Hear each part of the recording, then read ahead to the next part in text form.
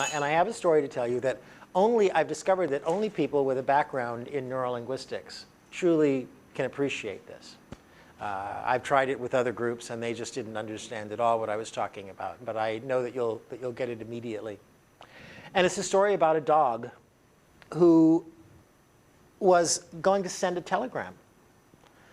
So the dog went into the telegraph office and took a piece of paper and wrote down the words of the telegram and carried it up to the window to the clerk and presented it to be sent. And the clerk looks and says, woof, woof, woof, woof, woof, woof, woof, woof, woof.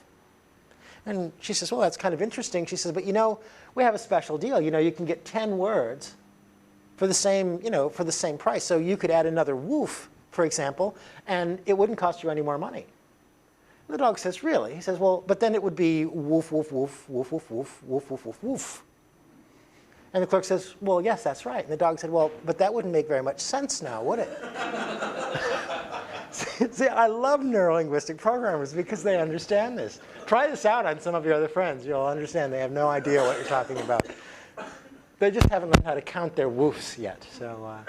So you've got it down. Well, these are some great questions. You've been learning a lot of stuff. Making headway, right? A month ago you started?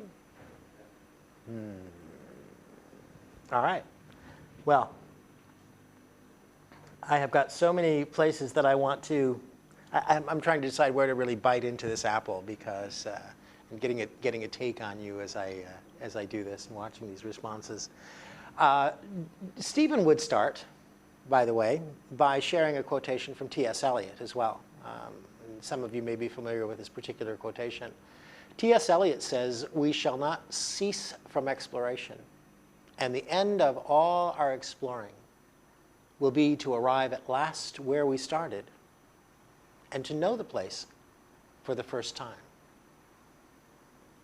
I think that's really great, that there's some sense in which, we're going to talk about a whole lot of things, but at the end of the day, you're going to find yourself back in the same world that you came out of. But it's going to look different. I certainly hope that your journey in NLP land has already begun to do that for you. That's why we're here, right?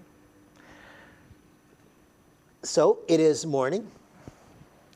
I will share with you a technique that I use regularly, that I teach my clients regularly, that I would encourage you to offer to your clients regularly in the service of this idea about reconnecting or getting rapport with their own inner self, right, and establishing that relationship.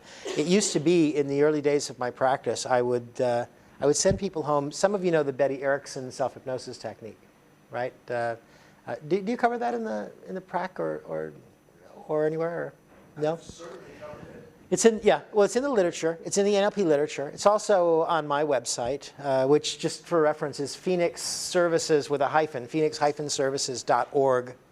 There's a description of it there. And I used to teach my clients this, and I would tell them to go home and to practice this technique for 20 minutes every day, right? 20 minutes just because it sounded like a good number, and and the TM people had told me that was a magical number, and how long it took to to enter into the proper level of trance and all that stuff. And then they would come back, say a week later, and they would tell me, I'd say, how's your self-hypnosis practice going? And they would say, well, I did it on Wednesday, and I meant to do it on Thursday, but I had, and it turned out that they had done it like once or twice, and I just couldn't get them to do this for seven days. So I knew I needed something else, and finally I ran into this thing called, this technique called quantum focusing. By the way, I think there may be something else called quantum focusing out there, so if you Google this, you might find a couple interesting things under that title. But called quantum focusing, and the thing that's so cool about quantum focusing is that it takes 2 minutes. And most people can find 2 minutes. There is a catch, however. The catch is that it's not a once a day thing, that it's a several times a day thing. And the way that I think about it is that if life were a movie, or if your life were being filmed, and you're preparing for the next scene, how do you get yourself into character for that next scene? You know, who do you want to be in the next hour and a half block of your life, or the next, you know, the next event? Whether it's so I tell people, do this in the morning. Do it maybe when you have a tea break at work or something like that, and you could try it out, say lunch hour, and then maybe when you come home from work, and then after supper, or if you're going out for the evening, for instance, maybe. It's kind of the mental equivalent of stopping in front of the mirror and checking to make sure, you know, is my collar right, is my hair, you know, before you go into the next activity. It's just that simple. And all that it involves, by the way, the guys that invented this, I want to make sure and give them credit. They are a couple of friends of mine, a fellow named Michael Ellner and Alan Barsky. And they had been doing a lot of work in the 80s, I guess it was, with AIDS patients. And as the AIDS epidemic abated somewhat, they were having people show up that weren't AIDS patients, but that had other issues that they were dealing with, like fibromyalgia and irritable bowel syndrome, and you know, and a bunch of things. And they started, you know, they were curious, will this have the same effectiveness with those people? So they started using it with more and more folks, and it seemed across the board to just be a really great healing modality on all levels. And I think it really is about, my sense is, what makes it work is that it really is about establishing and maintaining that connection with your own inner self. So if you're ready, you don't need to get too ready because it's only 2 minutes, right? But what I'd like you to do is to just get comfortable for a minute and to turn your attention inside. That was the induction, by the way. To turn your attention inside and to become aware of the fact that you occupy all of the space between the top of your head and the tips of your feet. The way that I like to think about it, at least with myself, is that there is a Michael-shaped place in space, and I just happen to be filling it all up. So just having a sense of the space that you occupy. And in that space, I want to invite you to offer 3 affirmations.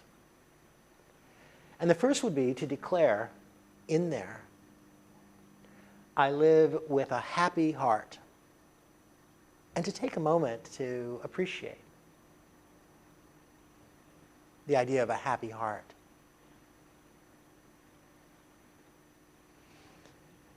And you can continue with a playful spirit and take a moment to get a sense of that playfulness of spirit, maybe even become aware of a sparkle in your eye, if that makes sense.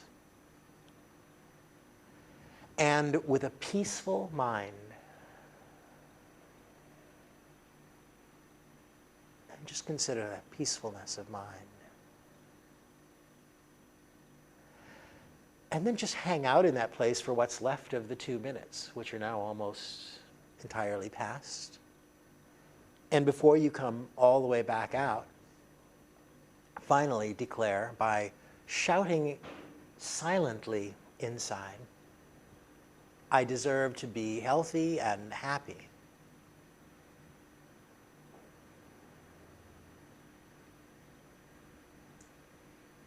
And then bring your attention back out to the room where you began and go about your business.